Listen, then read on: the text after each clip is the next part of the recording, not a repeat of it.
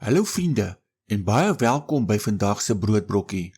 Ons leef in 'n wêreld waar mense veg vir posisie, aansien en mag. Die meeste mense soek na status en aansien.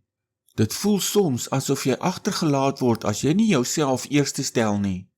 Tog draai die koninkryk van God hierdie wêreldse denke heeltemal op sy kop. Vandag kyk ons na wat dit werklik beteken om groot te wees in God se oë.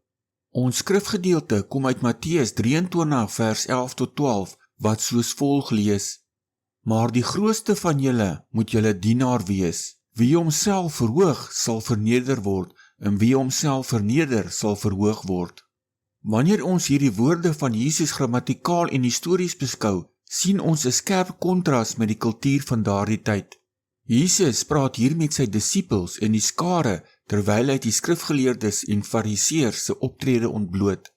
In die eerste eeuse Joodse gemeenskap het hierdie godsdienstige leiers daarvan gehou om die ereplekke in te neem, respek op straat te ontvang en lof van mense te soek.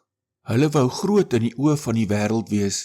Hulle het godsdiens gebruik om hulle self te verhoog. Jesus breek egter hierdie menslike hoogmoed heeltemal af. Die Griekse woord wat hy vir dienaar gebruik, verwys na iemand wat gewilliglik die mees eenvoudigste, praktiese take vir ander doen, sonder om beloning of eer te verwag. In die antieke wêreld was 'n dienaar heel onderaan die sosiale leer, maar in God se koninkryk word die skaal anders gemeet. Jesus wys dat ewige grootheid nie gemeet word aan hoeveel mense jou dien nie, maar aan hoeveel mense jy dien. Om nou die gesindheid van 'n dienaar aan te neem, bepaal jou rol in die komende koninkryk. Egte grootheid in die koninkryk van die hemel begin met 'n nederige hart wat kies om te dien. Die hele Bybelse geskiedenis wys dat God die hoogmoediges teëstaan, maar aan die nederiges genade gee.